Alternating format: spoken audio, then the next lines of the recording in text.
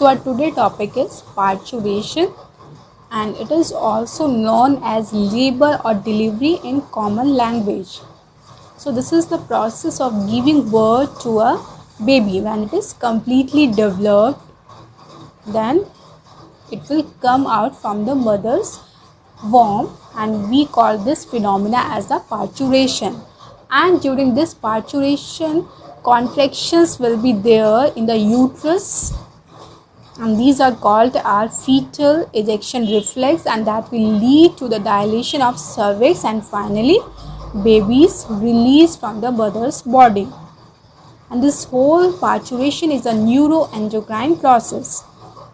So how this takes place, what are the hormones involved in this, we will see. So here you can see, when our fetus is completely developed, it starts to send signals.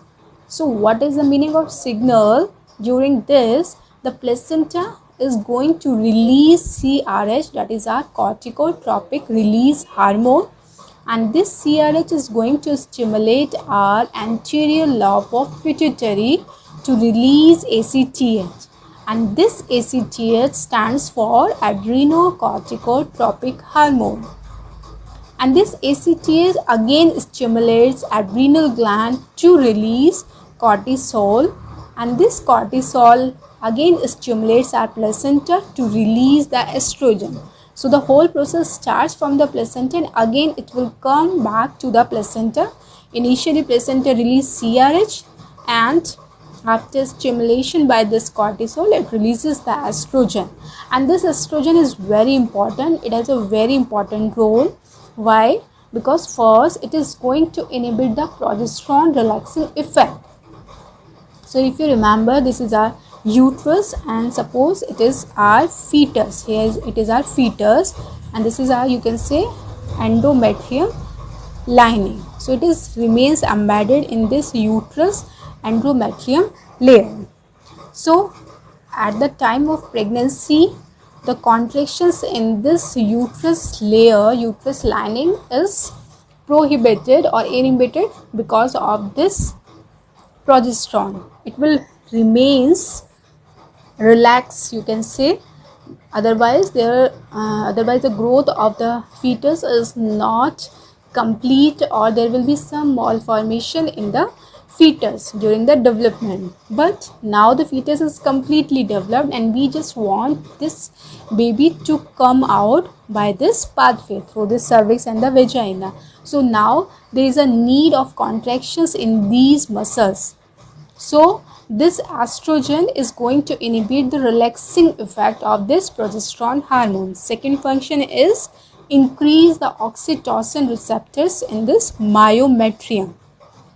So here a number of receptors are present on both the layer.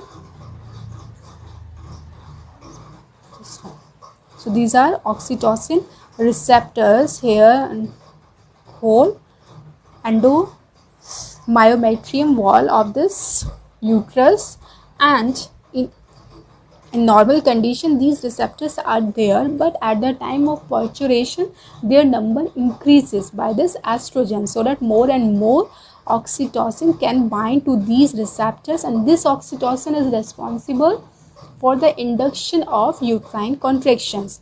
So it is going to increase these receptors. And one more thing, what it's going to do, it also increase the release of oxytocin from the mother's pituitary. So it's performed three most important functions, and all because of all these three things, what will occur? Uterine contractions induce, and we call it fetal ejection reflex, and these uterine contractions will lead further to the release of prostaglandin from the extraembryonic membrane, that is the chorion and the amnion.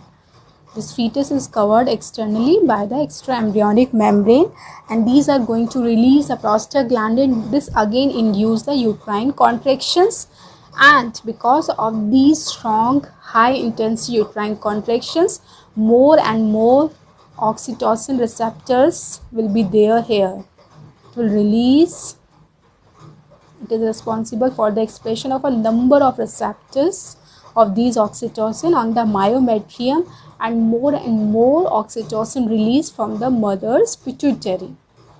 So more oxytocin will bind to these receptors, and all these factors will help in the induction of contractions in this layer, that is our uterine layers.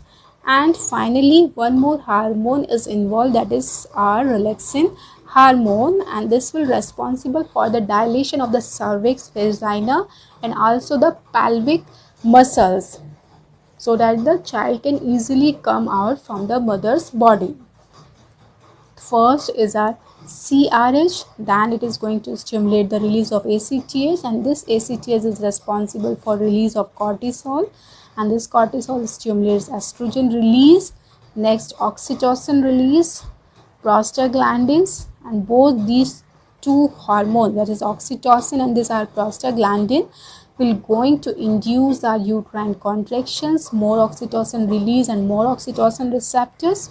And one hormone is also released at the end, that is our relaxin hormone, that is responsible for the dilation of the cervix and the vagina. So this is the hormonal control of parturition. Next, this parturition is divided into three phases. First is our dilation phase, second is our expulsion phase, and the last is our placental or the afterbirth phase. So first, dilation phase, as the name suggests, it is the time period from the onset of labor pain, when the uterine contraction has started, to the complete dilation of the cervix, till the cervix is completely dilated. That phase is called a dilation phase, and it will take around 6 to 12 hours. And this dilation phase divided into two phases or two parts. First is called the latent and second is called our active phase. So during this latent phase, the cervix dilates only 0 to 4 centimeter, but during this active phase, the cervix dilates completely, or you can say dilates at a very high rate, that is 4 to 8 centimeter. And along with this dilation, there are some other changes takes place during this dilation phase.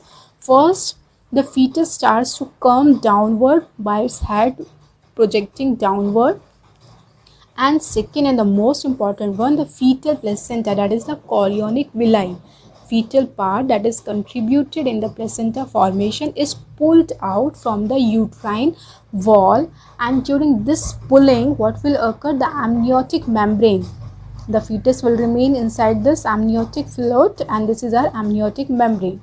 So during this pulling, what will occur? This amnion is going to rupture. This amnion is going to rupture, and because of that, what will occur? Suppose this is our fluid, so this fluid starts coming out. This is our amniotic fluid. So during this dilation phase, these two changes takes place. First is the dilation of our cervix, second is the rupturing of this amnion and the release of this amniotic fluid through the vagina. Second is our expulsion phase, and it will take around 20 minutes to 1 hour, and it is the time period from the complete dilation to the delivery. And during this phase, as the name suggests, it is the expulsion phase, coming out of the baby from the mother's body. So during this, the contractions will be very strong, and the fetus completely come out from the cervix and the vagina. And at the end, we are going to disconnect the fetus from the placenta by cutting the umbilical cord. And the last is a placental or afterbirth. After the childbirth, some part of placenta umbilical cord remains in the female's or mother's body. So all these extra, or you can say the waste part, has to come out from the mother's body, that is called the placental or afterbirth, and it will take around 10 to 45 minutes, and it is called the time after the delivery. And during this, the contractions now reduce, the uterine contractions, abdominal contractions rate has now reduced, so that the blood vessels constrict Otherwise, there will be excessive bleeding that will lead to the hemorrhagic condition in the mother. So it is very important that this uterine contraction should be decreased at the time of this placental or after birth, or simply after the birth of the child. So in the diagram you can see this is our first phase, that is dilation. This is our latent phase, and in this you can see the cervix and the vagina is very narrow. It is not opened completely, but in the active phase they opened and dilated completely. Second stage is our expulsion phase. Now the baby starts coming out and finally come out from the mother's body. And the last is our afterbirth or the placental phase, and here you can see this is our remaining parts of our placenta and the umbilical cord. So these has to be removed by this pathway. And here you can